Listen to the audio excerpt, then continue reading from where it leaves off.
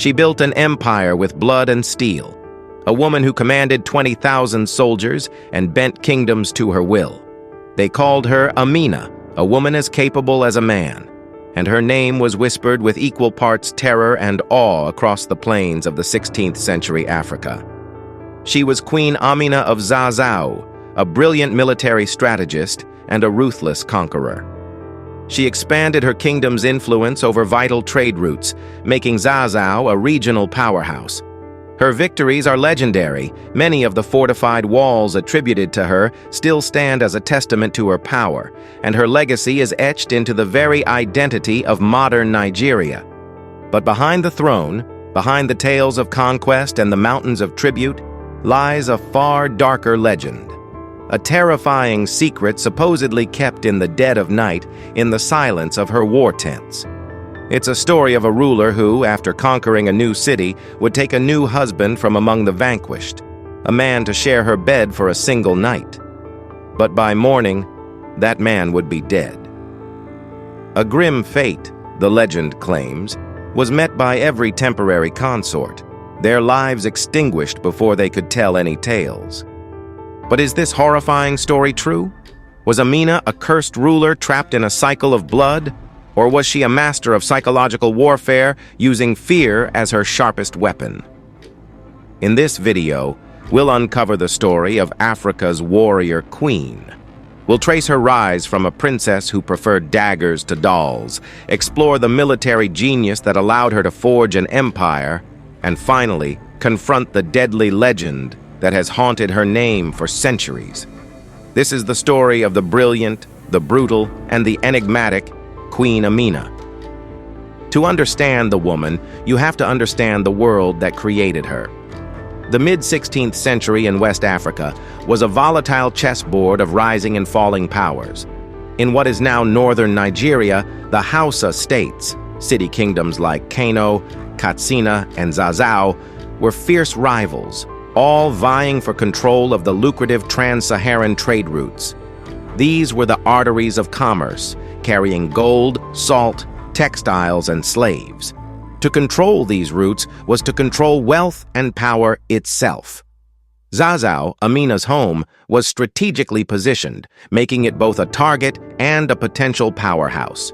It was a world defined by conflict, where city walls were a necessity and every ruler was a warlord.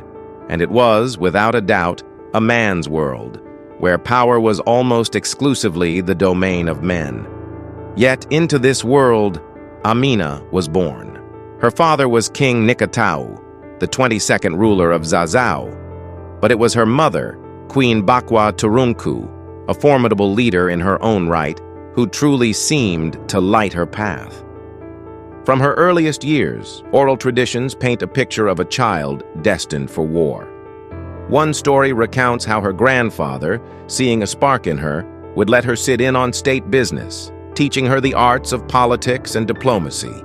Another tale claims her grandmother once found a young Amina clutching a dagger, not with the clumsy grasp of a child, but with the innate posture of a seasoned warrior. While other royal girls were prepared for marriage, Amina was preparing for battle. She trained vigorously with the kingdom's warriors, mastering swordsmanship, archery, and complex cavalry tactics. This wasn't some secret rebellion. Her passion for military affairs was recognized, and at just 16, Amina was named Magajia, or heir apparent. This was an extraordinary honor for a woman, a clear sign that her talents would not be wasted. Suitors inevitably came, drawn by her royal lineage. Kings from neighboring lands sent lavish gifts, hoping for an alliance. The emir of Kano reportedly offered a staggering bride price: 50 male slaves, 50 female slaves, and 50 bags of fine cloth. Any other woman would have been pressured to accept, to secure her kingdom's future through a powerful husband. But Amina refused. She refused all of them. In a move that would define her life, she chose to remain unmarried and childless, vowing that she would never be subordinate to a man. Her loyalty was to Zazzau, and Zazzau alone. She wouldn't be a king's wife. She intended to be king, Amina's path to the throne wasn't immediate. When her mother died around 1566, the crown passed to Amina's younger brother, Karama, as was Hausa tradition. But this was no setback. It was an incubation period. While Karama sat on the throne, Amina stepped onto the battlefield. She became the lead warrior of Zazzau's cavalry, the commander of the kingdom's armies. For 10 years, she honed her skills not in training yards, but in the crucible of real conflict. This was her true coronation. She led Zazzau's forces on campaign after campaign, and with each victory her reputation grew more fearsome. She wasn't just a princess playing at war, she was a brilliant tactician who earned the unwavering respect of a military made up entirely of men. She was becoming a power unto herself, a storm gathering on the horizon. The soldiers who followed her didn't just see a princess, they saw a leader who bled and fought alongside them. In 1576, after a decade of rule, her brother Karama died.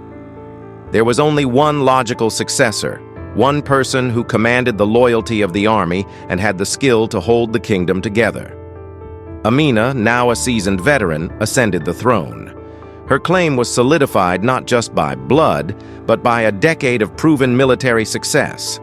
She became the first Sarauniya, or queen, to rule the Hausa people in a deeply patriarchal society, shattering every gender norm of her era. Her first act as queen wasn't a feast. It was a call to arms, a chilling announcement to her people to resharpen their weapons. The message was brutally clear. The time for peace was over. The era of conquest had begun. Just 3 months after her coronation, she launched the first of what would become a 34-year series of military campaigns. The princess was gone. A conqueror now sat on the throne, her eyes fixed on the world beyond Zazzau's walls. She had an army fit for her ambition, 20,000-foot soldiers and an elite cavalry of 1,000 horsemen. Thanks to the skilled metalworkers of the Hausa lands, Amina is credited with crucial military innovations, with some accounts stating she introduced metal armor, helmets, and chainmail for her troops, giving them a significant edge. Her strategy was one of overwhelming force and psychological dominance. She led from the front, a fearsome sight on the battlefield, inspiring her warriors and striking terror into her enemies.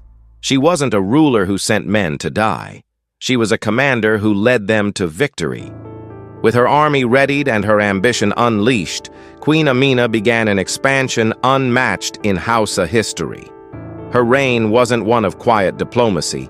It was an age of near-constant warfare.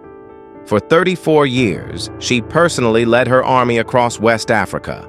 Her goal, simple and absolute: to expand her empire and force rivals to bow to Zazzau. Her military vision was as clear as it was brutal. She understood that Zazzau's traditional rivals, the powerful Hausa states of Kano and Katsina, were a constant threat. In a series of bold campaigns, she marched on them. According to some chronicles, these were wars of subjugation, and she forced both wealthy city-states to pay tribute to Zazzau. This masterstroke would have not only neutralized her most dangerous neighbors, but also funneled immense wealth into her own kingdom. But her ambition didn't stop with the Hausa lands. She pushed her armies south and west into the territories of the Nupe and Kwara kingdoms. She conquered lands so far-reaching that one chronicler claimed her possession stretched down to the shores of the sea. She expanded east, taking control of the region of Kasashen Bauchi, securing resource-rich lands. Under her command, Zazzau grew from a city-state into one of the largest and most powerful empires in the region's history. Amina's tactics were a terrifyingly effective mix of raw power and shrewd psychology. Her army was renowned for its discipline and offensive strategy. She struck first, she struck hard, and she never retreated. But her greatest weapon was often fear itself. Her reputation preceded her. Towns and leaders, faced with the choice between submission and annihilation, often surrendered without a fight. Yet behind this reign of terror was a brilliant and pragmatic mind. Conquest for Amina wasn't just about vanity. It was about building a stable and prosperous empire. She secured the trade routes that crisscrossed her new domains, creating safe passage for merchants and caravans carrying gold, salt, and cola nuts. In return, she implemented a system of taxes and tribute that made her kingdom extraordinarily wealthy. She understood a fundamental truth: economic control is the ultimate form of power. To protect her vast new territories, Amina ordered the construction of massive earthen walls around her military camps and conquered cities. These fortifications, which became known as Ganawar Amina or Amina's Walls, served both a practical and symbolic purpose. They stood as a permanent, physical declaration of her dominion. Many of these ancient walls, or their remnants, still stand across northern Nigeria today, their weathered ramparts whispering tales of her power. As Queen Amina's empire expanded, so did the enigma of her personal life. She was a public figure of immense power, yet her private world was a fortress. Having refused all offers of marriage, she remained a queen without a king, a ruler without a consort. This was a radical choice, a stark defiance of the expectation that a female ruler must secure her throne through a husband. But Amina's independence was absolute. It's from this fierce independence that the darkest legend of her reign emerges. The story, passed down through centuries of oral tradition, is both seductive and horrifying. It is said that in every city she conquered, as the dust of battle settled, the queen would indulge in a victor's ritual. She would select a man from the defeated population and take him as her lover for a single night. This was not a romance. It was an act of temporary possession. But this brief union came at a terrible price. According to the legend, the chosen man would be treated as a king for a night, only to be executed the following morning. The reason given is as chilling as the act itself: so that none should live to tell the tale. No man would survive to boast of being the queen's lover or to speak of what happened in the privacy of her tent. This tale is the deadly secret at the heart of Amina's story. But did it really happen? Historians are divided, and since there are no written records from her specific time, we're left to explore the theories. The first theory is that the legend is literally true. If so, it could be seen as the ultimate expression of her vow of independence. By killing her lovers, she ensured no man could ever leverage their intimacy to claim power. It was also a calculated act of psychological warfare, transforming a personal act into an instrument of terror and reinforcing her image as an untouchable ruler. A second, and very plausible theory, is that the story is a complete fabrication, a myth created to slander her. In a patriarchal world, a woman as powerful as Amina was a threat. What better way to undermine her legacy than to paint her as a monstrous, sexually deviant black widow? This kind of character assassination has been used against powerful women throughout history. By portraying her as a man-eater, her detractors could diminish her incredible military and political achievements, recasting her strength as unnatural cruelty. A third possibility is that the story is symbolic. Perhaps Amina didn't literally kill a man in every town. The legend could be a metaphor for her political strategy.